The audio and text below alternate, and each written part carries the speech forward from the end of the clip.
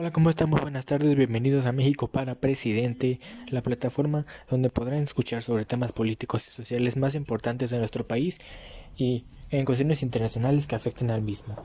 Yo soy José Miguel Gutiérrez Ayala y comenzamos. Muy bien, entonces tenemos dos temas que tenemos que tocar muy precisamente. Primeramente, pues tenemos lo que fue la presentación del avance del paquete económico 2020 presentado por Arturo Herrera, el secretario de Hacienda, obviamente planteado y organizado por todo el gabinete del gobierno de México, pues obviamente dirigido por Andrés Manuel López Obrador, pero también tenemos presentar un tema bastante importante en cuestión de política internacional que tiene que ver con nuestro país y es la unión entre Estados Unidos y México a tratar sobre el tema migratorio y la masacre en Texas, ¿no? En El Paso, Texas, donde pues Marcelo Ebrard va a tratar con Mike Pompeo algunos de estos temas. Nosotros estaremos entonces analizando estos dos con algunos puntos de vista de algunos expertos y también pues la opinión de su servidor. Entonces comenzamos. Muy bien.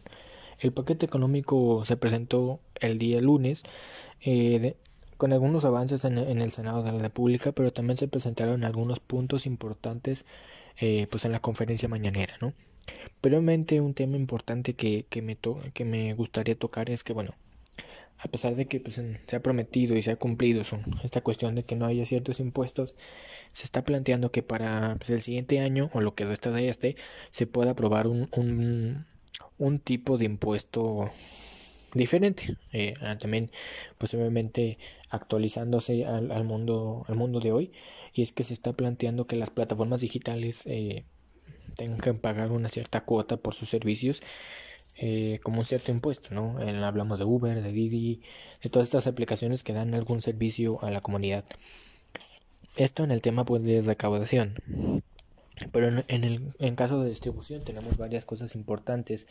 Se habla de que se aumenta un porcentaje a la salud, este, pero también se toma en cuenta esto gracias a que pues anteriormente sabemos que el año pasado hubo un cierto problema en salud con esto del desabasto de medicamentos, aunque esto tiene un tema un poco más importante que más adelante vamos a tocar, que se me hizo bastante interesante, pero el tema de salud ha sido bastante, este, pues no bien aceptado, porque obviamente la salud es un derecho que todos los mexicanos tenemos y que cada persona debería tener, es natamente un derecho humano, y entonces el tema del desabasto de medicamentos pues viene también de una falta también en cierta manera de presupuesto, que el desabasto de medicamentos no solo viene de este gobierno. Hay que admitir que pues se ha dejado un desfalco total de gobiernos anteriores. Entonces tenemos pues a un gobierno que busca cambiar pues las cosas que han pasado. Y bueno, hoy se presenta con este tema de salud. La salud, primeramente, pues el IMSS, el ISSSTE, las instituciones de salud en general siempre han tenido malos servicios, nunca han podido mejorar como ese aspecto, y hoy se apremia más porque se habla más de eso, pero es un tema que ha estado muy fuerte desde hace bastante tiempo, solo que ahora sí creo que sí se ha agravado un poco más por estas formas. Es que también se tiene que combatir un poco con cuestiones de la compra de los mismos medicamentos, porque se habla de un abuso total de las farmacéuticas al querer vender medicamentos a bastantes precios, a precios muy altos, vaya. El mismo presidente ya lo ha comentado y pues sí, o sea, alguno puede creerle o no. Eso es un punto que hay que tocar, pero creo que no es como tal como para justificar el tema, ¿no? Creo que si se quiere combatir este problema del desabasto de medicamentos, no se puede manejar de la misma manera que se manejó con cuestiones del desabasto de del desabasto de la gasolina, sino porque aquí es un poco más grave, porque atentas contra la salud de las personas. Entonces, creo que está muy bien la forma en que quieres cambiar esa cierta corrupción en la compra de medicamentos, eh, pero creo que hay formas de hacerlo, ¿no? Y creo que puedes haber ciertos órganos reguladores de manera independiente que cooperen en un programa de inclusión, de un programa en el que se pueden incluir pues expertos en los precios de medicamentos, porque a lo mejor no lo vas a ganar en las farmacéuticas, pero sí puedes tener como unos ciertos órganos reguladores que te ayuden como pues a saber qué medicamentos a quiénes comprar los medicamentos necesarios, ¿no? Ese es un punto de vista mío, ¿no? Pero volviendo al tema de Hacienda, aplaudo que se aumente más el presupuesto de la salud, porque la salud debería ser prioridad, ¿no? Y está bien que ahora se tome más en cuenta la salud. Esperamos que gracias a este aumento pueda haber una mejora y que ese camino que se quiere tomar de eliminar la corrupción dentro del sistema de salud por fin pueda tener ciertos avances, y esperamos entonces que esto pueda ayudarnos para que entonces podamos llegar, tener nuestra medicina a los, claro, derechohabientes del IMSS o del ISSSTE, y puedan regresar a sus casas felizmente, ¿no? Y también pues que el sistema de salud cada vez sea mejor. Tocando otro punto importante, tenemos lo que fue la restricción a la ciencia, al deporte y a la cultura. Como saben, sí hubo ciertos recortes presupuestales desde el año pasado a cuestiones de ciencia, de deportes y de cultura, como esto que ocurrió con los deportistas panamericanos, que afortunadamente después se les pudo brindar ese apoyo. Bueno, no un apoyo, se les dio pues eso que también se exigía hace mucho, ¿no?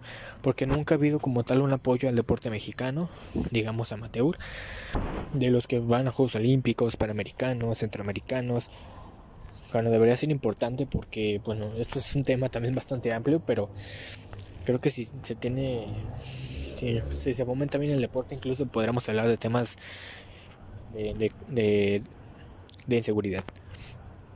Pero entonces, el deporte es algo que se debe trabajar, porque como te digo, si hubiera mejor, si los jóvenes prefirieran el deporte a la delincuencia, créeme que será un país mejor, ¿no? Pero obviamente como no hay un apoyo que se les brinde al 100%, pues obviamente prefieren hacer lo otro. Y aquí está el tema, y qué bueno que se toca el tema, porque sí, había habido restricciones en estos presupuestos, en la CONADE, en los también a nivel municipal, pero qué bueno que se esté planteando hacer algo así, esperemos que este año se pueda plantear mejor el presupuesto para los deportes. Como que qué bueno que pues con este caso de Chen Lin Yegon, no sé si lo pronuncié bien, perdónenme ustedes, pero pues aquí está el tema, ¿no? Gracias a eso se pudo rescatar un poco ese tema, y por lo menos se les pudo reembolsar a los deportistas con sus grandes logros por este país, además que están representando el país. Se les pudo reembolsar una cierta cantidad de dinero. Tal vez no se les apoyó al principio, pero mínimo se les pudo dar algo, ¿no? Y es esto, por lo menos se les dio un pequeño apoyo, y antes no se les daba, y es como, bueno, en realidad no hay el presupuesto que se necesita para esto. Y debe haber también un proyecto de desarrollo de deporte bastante amplio también, donde se tenga que incluir un buen presupuesto. Hablando pues claro de la cultura y de la ciencia y la tecnología, vamos, la cultura es lo mismo. O sea, si hubiera un poco más de amor por la cultura y preferencia a la cultura que otros pasatiempos, también sería un país un poco más preparado, un poco más culto, ¿no? El baile, el arte, la lectura, todas estas cosas que a veces no se toman mucho en cuenta, porque también hay mucho bailarín mexicano que la verdad se está presentando a México bastante bien, y también pues ellos mismos a veces lo hacen como hobby y está muy bien. Pero qué mejor que le podamos como apoyar, como dándoles ese apoyo monetario que necesiten, como para también impulsarlos a que más personas prefieran el baile, prefieran la música, y todo esto pues también para fortalecer sus propios valores. Y es importante también que dentro de ese combatir combatir la inseguridad se incluye estos temas, la cultura y el deporte. ¿Y por qué incluir también la ciencia y la tecnología? Porque también se habló mucho de que hubo un cierto recorte en la ciencia y la tecnología, como se habló en el tema del Mundial de Matemáticas, donde México pues obtuvo un enorme resultado al obtener pues la medalla de oro. Y se habló mucho de que a pesar de las adversidades, pues México logró esto. Y sí, pero no solamente ha pasado en esto, también Anteriormente México fue campeón mundial de robótica. Ya ha habido varios resultados importantes en la tecnología y en la ciencia. Y es importante tomar aquí con el CONACYT, por ejemplo, que tuvo ciertos recortes y que a pesar de ello han logrado salir adelante. Tenemos que tener en cuenta y valorar un poco esto, porque eso habla de que son personas muy capaces,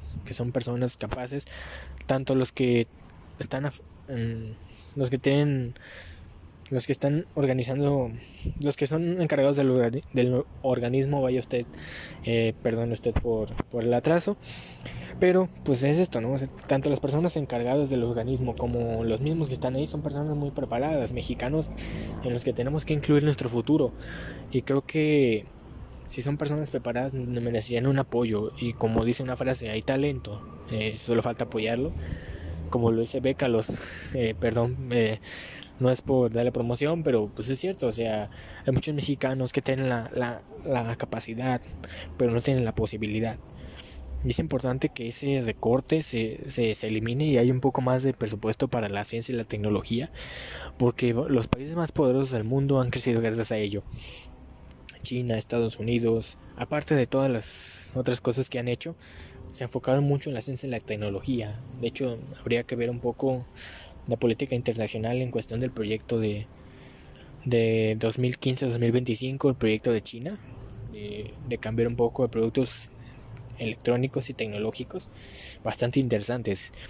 Y aquí es donde hay que tomar ese tema. Para buscar ese desarrollo de México, creo que también se necesitaría esto.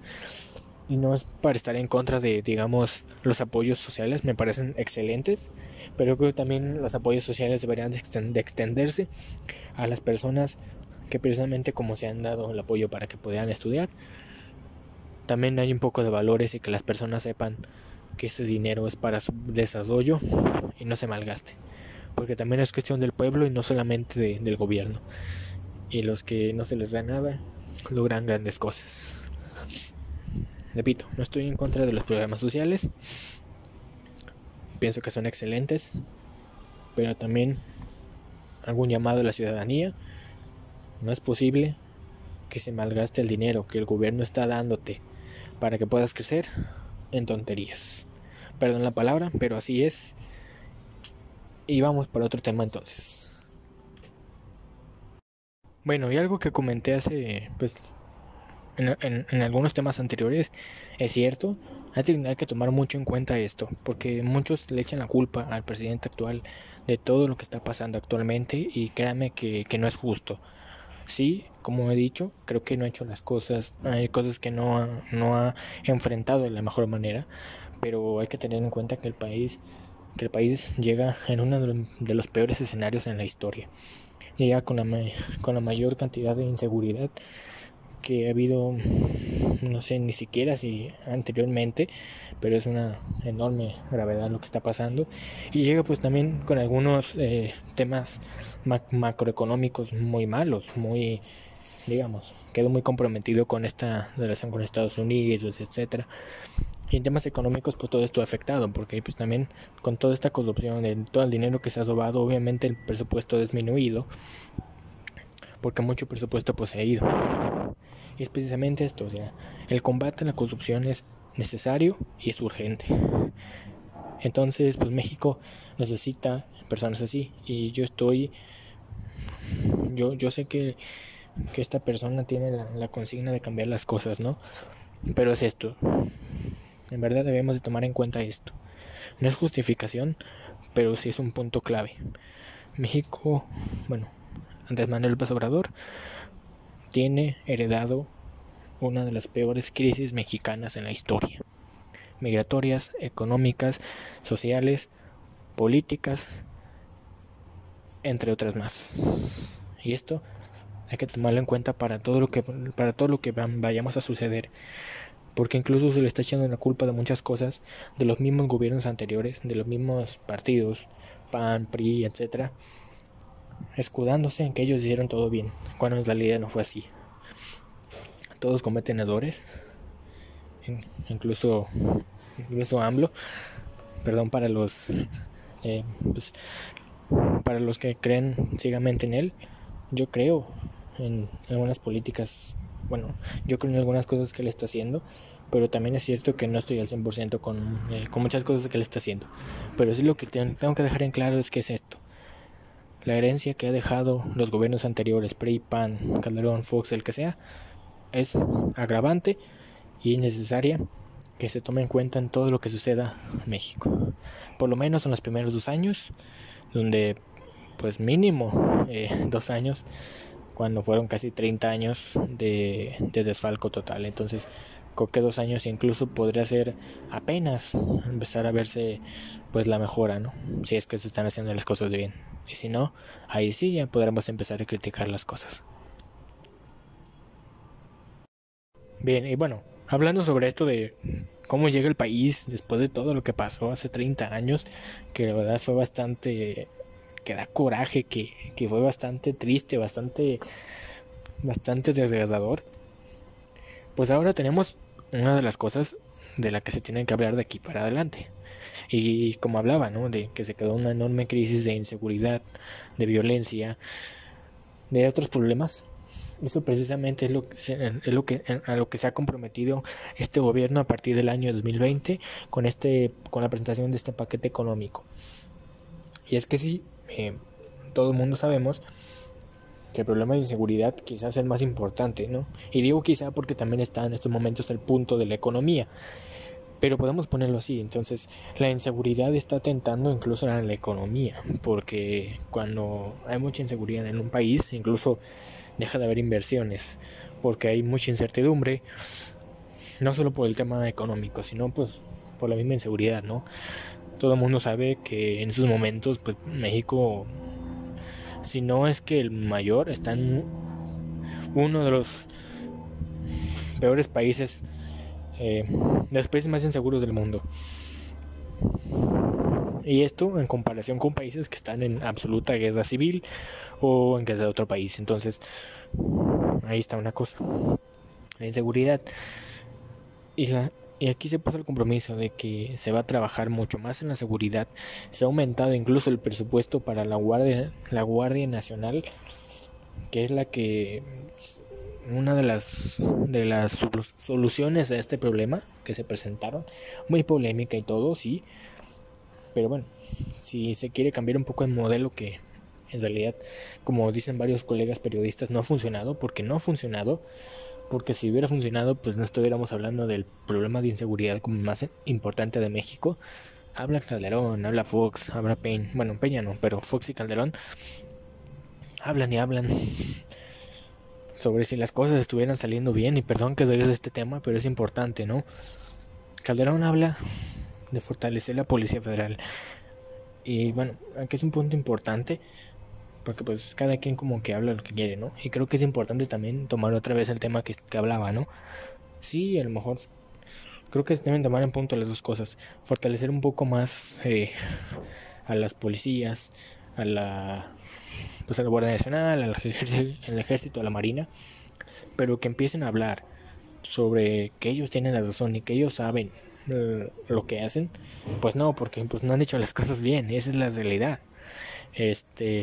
Y no podemos escudarnos y decir que no, pero es que este gobierno tampoco ha hecho las cosas bien porque seguimos igual. Pero van apenas 9 meses, apenas van para el año de gobierno.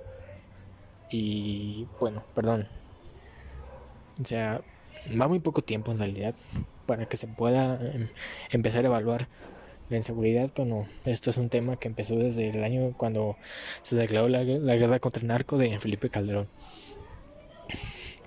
Y lo único que se puede decir aquí es que qué bueno que se aumente el compromiso con la seguridad, que el gobierno está consciente que está este problema, y que qué bueno que se quiera tocar este tema y que se aumente un poco el presupuesto, aunque no sé si el presupuesto en realidad es el problema, porque quiero volver otra vez.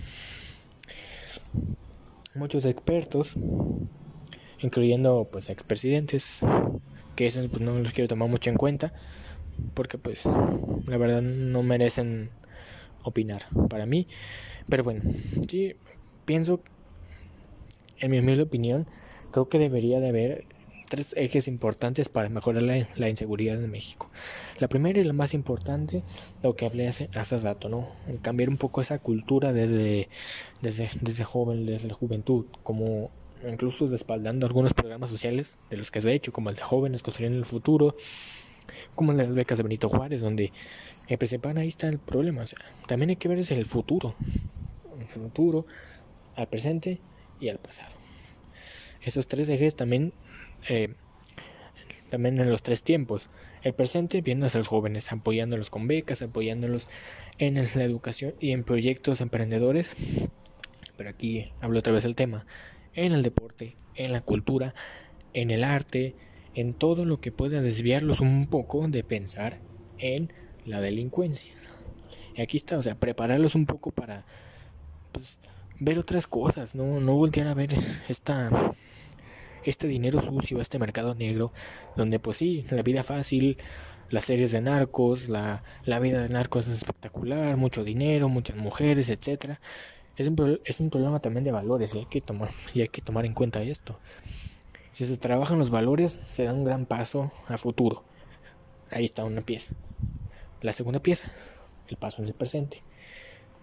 En el presente hay muchas irregularidades en las policías, mucho abuso de poder, mucha ineptitud.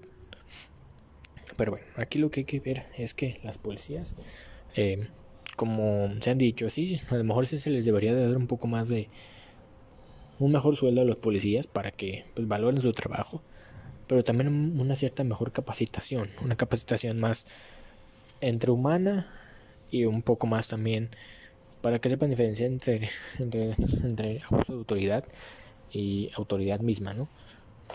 Que los policías también sepan cómo deben de hacer las cosas de una manera más eficiente y eficaz, ¿no?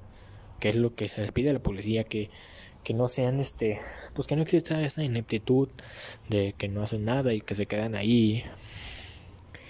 Y es importante porque darles las herramientas necesarias, vigilancia 100%, patrullas 100% bien hechas, todo lo que necesitan los policías bien equipados. Creo que sí debería haber una mejor equipación para los policías, y esto viene en el presente, equipando acompañando la Guardia Nacional, el Policía Federal, el Policía Municipal, la Marina, el Ejército, todos que estén, además de capacitados, que estén bien armados. Y aquí pues obviamente todo bajo una cierta reglamentación que claro ya está en la Constitución, pero un poco más presentada hacia ellos, ¿no? Porque también se designa mucho a los policías en cierta manera, pero porque también algunos no han hecho bien su trabajo, y también hay que ponerse en cuenta que no todos hacen lo mismo. Entonces, dignificar un poco más al policía con un mejor sueldo, y cuando empiecen a hacer un mejor su trabajo, se van a dar a respetar más y no van a necesitar un abuso de autoridad. Y otra vez, bueno, ¿y por qué ver al presente, José Miguel? Bueno, ver al presente es para esto, pero ¿por qué ver hacia el pasado? ¿Por qué los delincuentes o los funcionarios que hicieron barbaridades salen de la cárcel? Voltear al pasado para ver por qué, a pesar de todo, salen de la cárcel, o por qué no se juzgan como debería juzgarse. Porque el problema es ese, y lo ha dicho el mismo presidente de la República. Andrés Manuel López Obrador hace unos días declaró que se necesita modificar, se necesita una reforma en el sistema judicial. Y es esto, porque el sistema judicial está carente de credibilidad. Los tres poderes, legislativo, ejecutivo y judicial. El presidente, muchos también lo critiquen porque digan, pues le está echando la culpa al poder judicial, y pues él es el que debería de atender esto. Y sí, pero debe haber una coordinación entre el presidente de la República, el poder ejecutivo, el poder legislativo y el poder judicial, para trabajar en conjunto por las leyes del país. El legislativo deberían haber mejores leyes, mejores cosas así, Pero en el caso de la reforma, el Poder Judicial debe de estar a cargo del Poder Judicial, porque el Poder Judicial tiene su cierta dependencia. Que los jueces, que los magistrados corruptos se vayan, que haya un cambio de personal, que haya personas más justas que en realidad vean por lo que es la seguridad, que en realidad vean por lo que es la justicia, no por sus protegidos, porque se supone que están separados los políticos y los abogados o los jueces, cuando no es así. Tristemente esto está pasando en México, ¿no? Y bueno, ya para concluir, nomás termino la idea, ¿no? Los jueces magistrados, que en un principio ganaban muchísimo dinero, no sé si discutir esto o no, pero pues también hay que ver si en verdad se lo merecen, ¿no? Si están haciendo un buen trabajo o no, si están cumpliendo con su deber o no. Y así está. Deben de presentar una reestructuración total en el Poder Judicial. No digo forma de funcionamiento, sino nuevas personas, sacar a todos esos que han protegido a personas malas, que el Poder Legislativo se ponga listo, por ejemplo con la ley del fuero, que ya se suspenda esa cosa que nomás da cáncer a México, con que roben y no pasa nada, porque no se les puede juzgar. No, señores, también hay que abordar esa ley, que esa ley no se permita que se pueda juzgar a los expresidentes, se pueda juzgar a los funcionarios que le hayan hecho mucho daño al país, y que exista las leyes necesarias para repudir a los malvados en la cárcel. Perdón por las palabras tan ofensivas quizá, pero es así. Darle a cada quien lo que necesita, derecho, justicia. Darle a cada quien lo que se merece. Y ya no me extiendo más, porque si hablamos de derechos humanos, el derecho termina hasta que empieza la libertad del otro. Y si atentas contra la libertad de una persona, al asesinarla, al violarla, al robarle, ya no mereces tener derecho, porque te metiste con otra persona y ya no tienes esa calidad moral de exigir derecho para ti cuando no tuviste derecho por otra persona y respeto por otra persona. Así que por favor, déjense de tonterías, todos los jueces, magistrados y todo el Poder Judicial, fiscales, que no hagan bien su trabajo. Por favor, despierten, hagan algo por su nación, por su país, por la gente, no por sus protegidos, no por sus jefes directos, porque si seguimos así, aunque haga bien las cosas la policía, aunque se haga un buen proyecto a futuro, no se va a lograr nada, porque las leyes van a seguir igual y van a salir en 5 años. Gracias. Bueno, ya para concluir este tema sobre el paquete económico 2020, me gustaría tomar en cuenta las cosas buenas y las cosas malas, aparte de lo que ya se habló. Tenemos puntos importantes: la incertidumbre, la austeridad, la disciplina fiscal, los impuestos, la deuda, el empleo y el desarrollo. Básicamente esto es, ¿no? Al hablar de la deuda pública, digamos, en estos temas todo ha mejorado. Lo que hay que aplaudir y lo que en verdad es de agradecer a este nuevo gobierno es de que han tenido una disciplina fiscal, una deuda pública controlada y una disciplina fiscal bastante buena. Entonces ahí, esto en cuestión de manejo de recursos, manejo de presupuesto, de deuda externa incluso, donde pues antes estaba incluso en billones de dólares y ahora está en menor cantidad. En unos momentos más les voy a presentar los datos exactos, pero así es lo que se ha presentado, ¿no? En cuestiones así.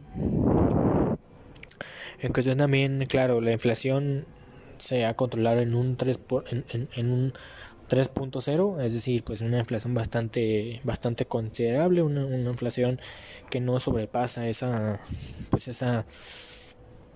catastrófica situación económica, pero que tampoco es inatractiva para los mercados internacionales, porque hablando de inflación obviamente debe de haber como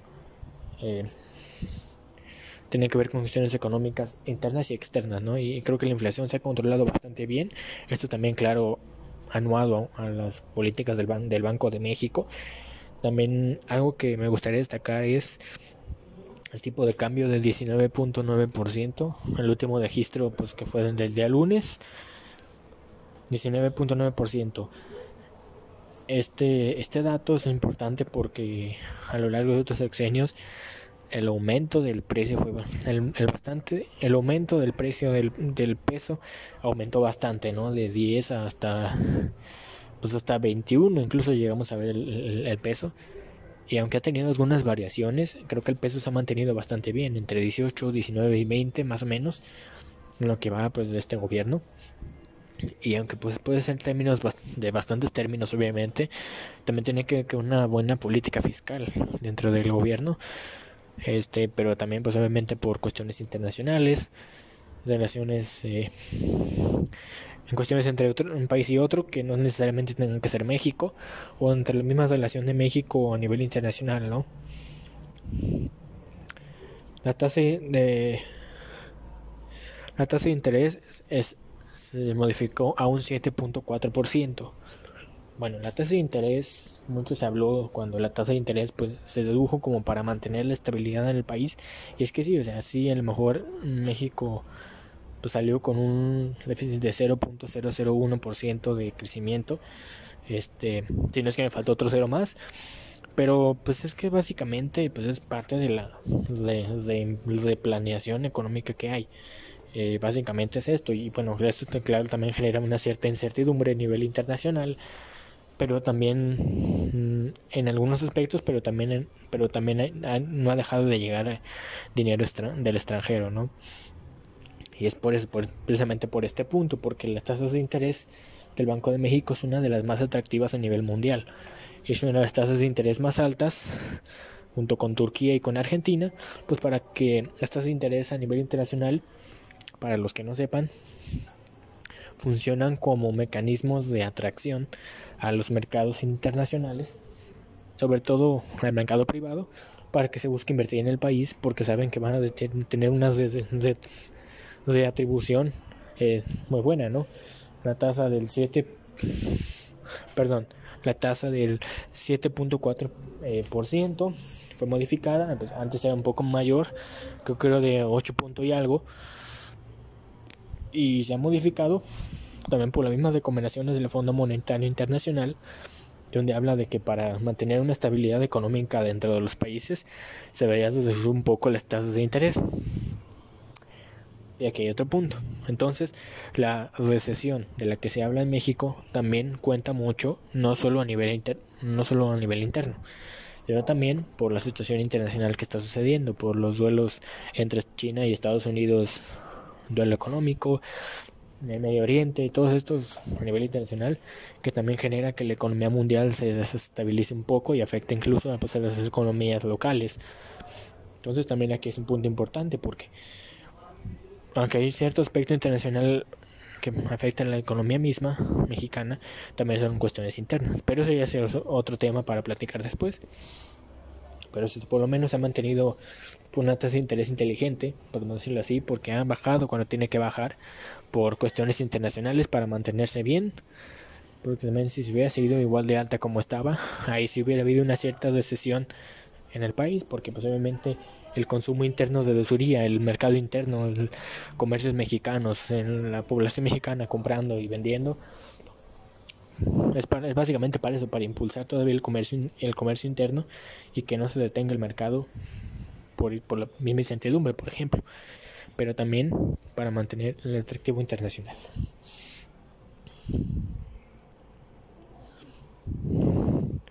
También se tiene lo que es, se ha diferenciado también pues obviamente lo que es pues el tema de austeridad, muy criticado por cierto. Creo que el principio de austeridad republicana no es tan malo, a final de cuentas está bien, porque es algo que muchos mexicanos pedimos en algún momento. Dentro del presupuesto general de un gobierno se encuentra lo que es el gasto corriente y el gasto común. El gasto corriente es básicamente lo que se utiliza siempre de ley, ¿no? El presupuesto de pago para el personal, pues los viáticos, los medios de transporte, todo esto de los funcionarios. Y creo que la autoridad más bien se aplicó en ese punto. Creo que está bien aplicado por ahí, porque ahí se puede utilizar un poco más del recurso del gasto corriente en un gasto más para invertir, para programas sociales, para todo esto que es el gasto común. El gasto corriente pues es lo que se modificó y hubo, de hecho, se habla de que hubo algunos despidos, pero más que nada, señores, yo no pienso que fueron despidos, pero que se tenía que hacer, ¿no? Porque lamentablemente en la burocracia mexicana, que es otro tema bastante amplio por analizar, había muchas personas que no tenían un nivel de funcionalidad eficaz o eficiente. De hecho, había bastantes personas que trabajaban en las instituciones de gobierno, digo trabajaban entre paréntesis, porque no hacían nada. De hecho, había muchos que les seguían pagando aunque no fueran a trabajar, aunque no asistieran a las oficinas, y era como... Eso era bastante mal visto, porque pues la verdad se les estaba pagando un sueldo de la gente para que no fueran a trabajar. Pasaba mucho en la CFE y en varias instituciones de gobierno, ¿no? Pero bueno, la CFE es un organismo descentralizado, pero de todas maneras pues trabaja gente que pues la verdad se gasta mucho gasto ahí, ¿no? Y creo que sí, a lo mejor el pensar en un gasto menos costoso en cuestión de presupuesto para el funcionamiento de las mismas secretarías de personal burocrático está muy bien. Lo que pues ya genera mucha polémica es lo del avión presidencial, por ejemplo, y créanme que no es tan mal. O sea, yo pensaría, bueno, creo que incluso está bien que el presidente prefiera ir por avión comercial que por un avión propio, pero aquí la cosa es, estaría muy bien si no existiera como tal ese avión.